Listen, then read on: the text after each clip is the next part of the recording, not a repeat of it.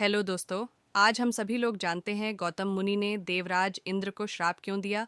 मुनि गौतम अपनी पत्नी के साथ सुख से रहते थे। माता अहिल्या इतनी सुंदर थी कि उनके रूप की चर्चा तीनों लोक में थी।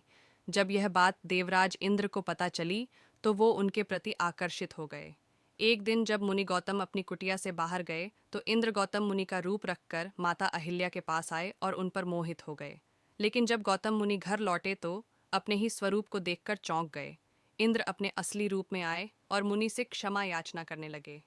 तब गौतम मुनि ने इंद्र को नपुंसक बनने का शाप दे दिया।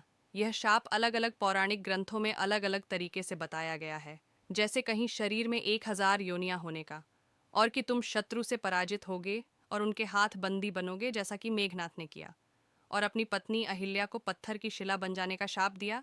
देवराज इंद्र को मिले शाप से देवगण काफी दुखी हो गए। मुनि गौतम ने अपनी पत्नी अहिल्या से कहा कि तुम्हें इसी तरह ही प्रायश्चित करना होगा, और जब भगवान विष्णु के मानव रूप श्री राम यहाँ आएंगे और इस शिला पर अपने पवित्र चरण रखेंगे, तब तुम्हारा उद्धार होगा। ऐसा ही हुआ। जब भगवान विष्णु ने राम अवतार लिया, उस समय उन्होंने अहिल्या को स्पर्श कर उसका उद्धार किया। प्लीज़ दोस्तों, मेरे चैनल को लाइक और सब्सक्राइब करें।